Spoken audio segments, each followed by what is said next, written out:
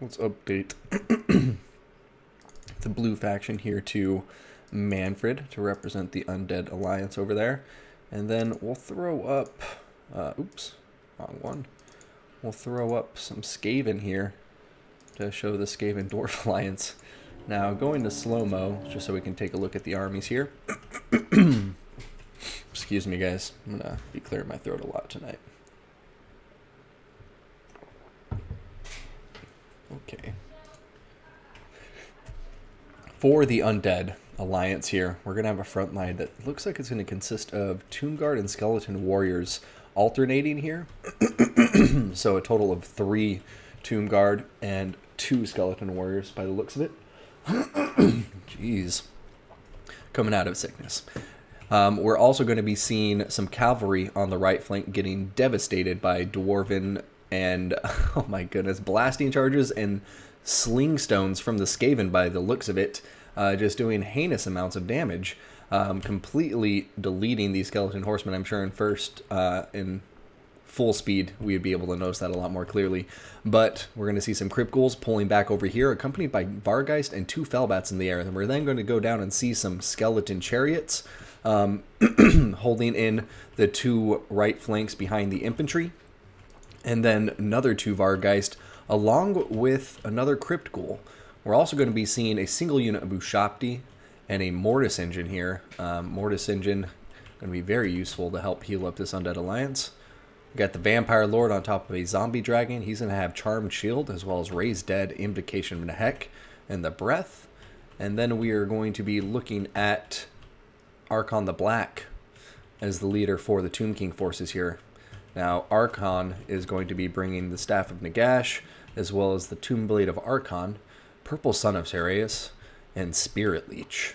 So, what have the Dwarfs and Skaven brought to counter this? Oh, also, I forgot another unit of Skeleton Horsemen Archers, who, fortunately for them, were not deployed right on top of all that firepower from the enemy, and it looks like they were indeed deleted from the battlefield once and for all.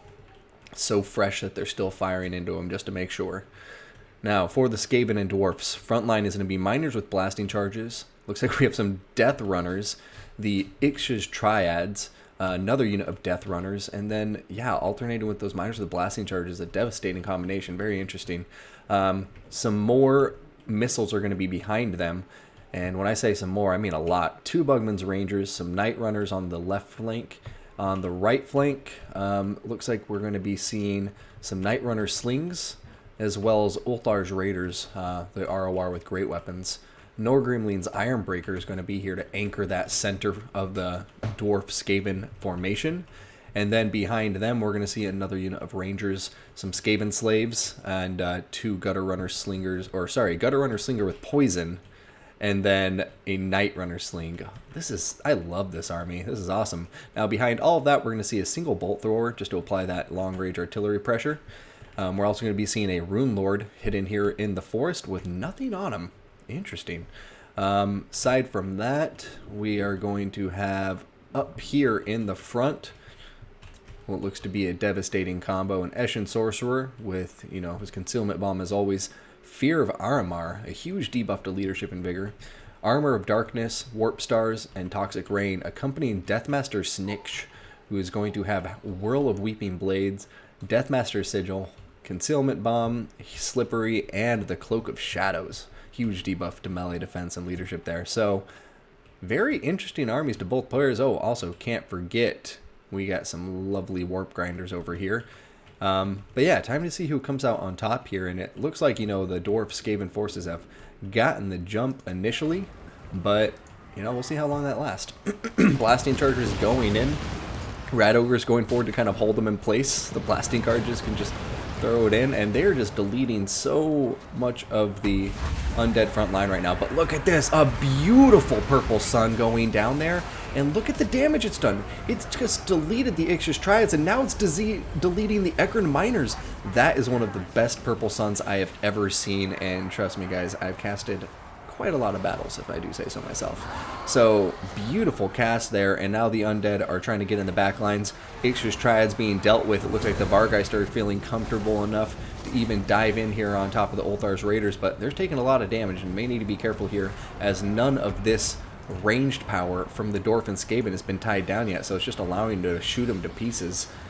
Seems to be the name of the game here. It's just Dwarf and Skaven firepower just really taking it to the Undead forces, and they're just, I feel like their engagement, and it's not completely their fault, you know, they got caught off guard with the Vanguards over here, but I really think he needed to refuse this flank, pull back, and then give himself more time as the rest of his army approached, because look, you got Undead forces over here who are still going to take quite a while to even get into the fight, so it's all about the timing of the engagements. But as the Undead always do, we have to keep in mind they are excellent at tanking through damage, and now it looks like they finally are getting something to work here in the backlines. They've tied down a lot of the ranged power, and it seems like the Air Force has come in and saved the day, because I don't think the infantry forces for the Undead could have won that fight with those missiles laying down so much firepower. And this is looking really good for the Undead Alliance.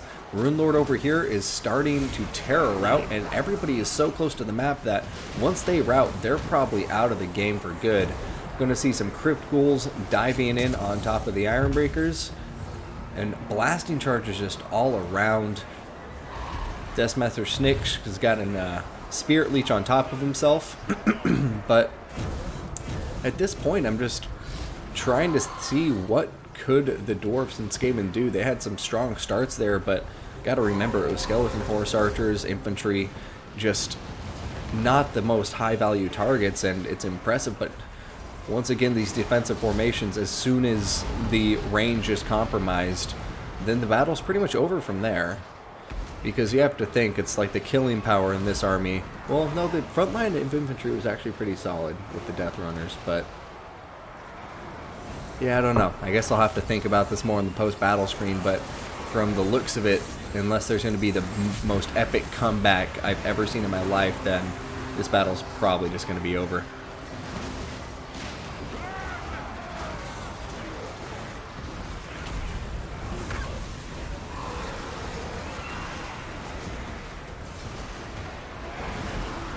Yeah, even Deathmaster Sniksh and the Vargeist, they're all getting out of here, and that's going to be a GG. And holy models. That was a lot of models, guys.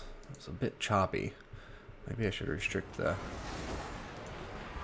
funds a bit again. But in any case, a good first game to both teams here, but